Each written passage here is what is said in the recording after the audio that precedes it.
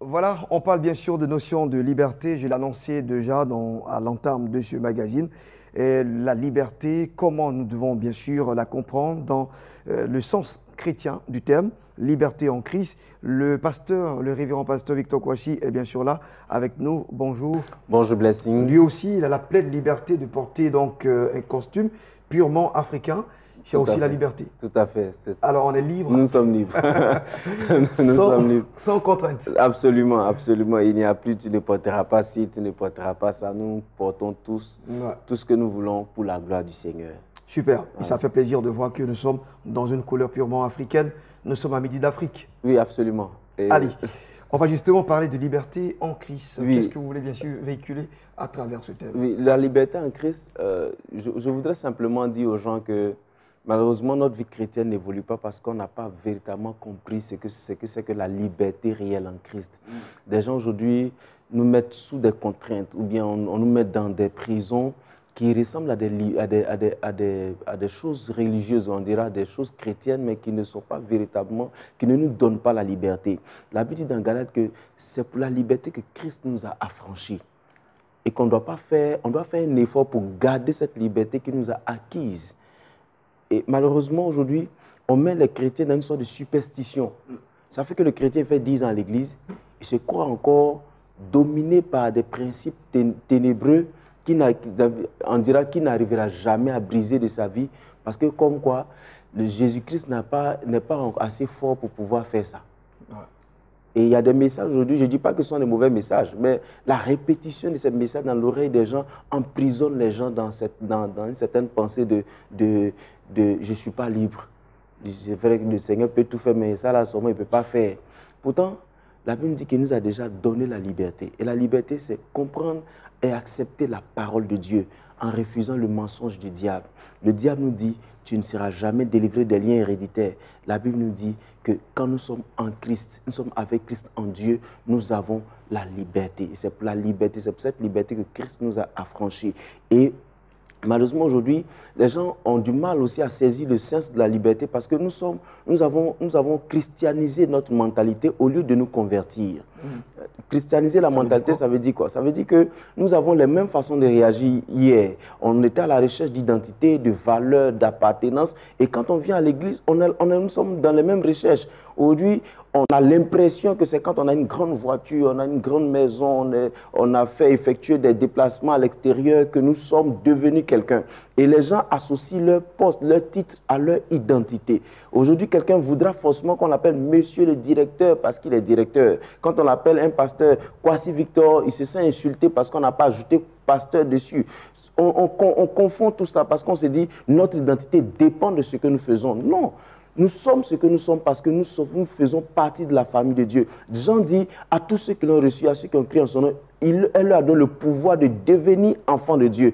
Donc, nous avons déjà une identité. Ce n'est pas parce que je suis infime que je n'ai pas d'identité. J'ai une identité en Christ. Je suis enfant de Dieu. Et parce que je suis enfant de Dieu, alors je dois vivre ma vie en Christ. Et la Bible nous dit, dans Psaume 82, verset 6, que j'aime bien, j'avais dit, vous êtes des dieux, tous fils du Très-Haut. Déjà, ça me rassure déjà. Et Matthieu dit, vous êtes le sel de la terre. C'est-à-dire que j'ai une valeur, je suis important, je peux apporter quelque chose au monde. Regardez combien de chrétiens on dit, pensent-ils qu'ils peuvent apporter quelque chose au monde? Quand on dit, tu es la lumière du monde, il ne comprend pas ça bien. Il a l'impression qu'on est en train de lui dire que c'est quand tu auras une voiture, tu seras ceci, tu auras cela, que tu seras quelqu'un et que tu seras la lumière du monde. Non, nous sommes déjà enfants de Dieu, nous sommes la lumière du monde. Nous avons déjà de la valeur parce que nous faisons partie du royaume de Dieu. Je vais être ici aussi assez pratique dans ce terme de liberté. On a aussi, hors de la Côte d'Ivoire ou de certains pays africains, on a bien sûr ce type de chrétiens qui peut-être dans des clips, on les voit avec des jeans, peut-être déchirés, on les voit avec, pour des hommes, ils portent des boucles oreilles. Et il y a certains qui ont cette allure que tout de suite, quand on les voit, on se dit, ils ne sont pas chrétiens. Alors, vous dites quoi, bien sûr, quand vous voyez un tel portrait d'homme ou de chrétien? Bon, je dirais que c'est simplement que c'est une question de culture. Quand un Américain vient ici tresser, quand il prêche la parole de Dieu, on dit, oh, c'est un Américain. Ça fait rien, on accepte. Mais quand c'est un Africain, à cause du fait que notre culture n'accepte pas ça. Parce que nous avons attribué ce genre de choses à la délinquance, à ce qui n'est pas bien. Donc, on soustrait, je veux dire, on dira, on confond la mentalité de la personne et sa façon de se vêtir. On se dit, enfin, pardon, pas la mentalité, la moralité, à sa façon de se vêtir. Mais en même temps, on dira qu'il faut être décent. Il faut être décent quand on s'habille. Si ma façon de m'habiller... Est-ce que porter un jeans déchiré ou voilà, mettre un truc, est-ce que ça veut dire que ce n'est pas décent? Et si lui, il se sent à l'aise dedans, en fait? Non, je ne suis pas en train de dire qu'un jean déchiré, ce n'est pas décent. Ah, je suis en train de simplement dire que des gens ont confondu la moralité avec les vêtements. Mais en même temps, moi, j'allais dire, je ne vois pas que c'est le problème. Parce que c'est comme on dirait, nous les Africains, on ne doit pas porter des costumes parce que les costumes, ce n'est pas africain et tout ça. C'est clair. Mais pour ton pote? Pour ton pote. Ouais. Pourquoi ne pas se sentir libre et faire les choses? Parce qu'une fois, je disais à quelqu'un, Dieu lui-même, souvent, à un moment donné, il n'est pas étonné qu'on pêche. Il n'est pas choqué par notre péché.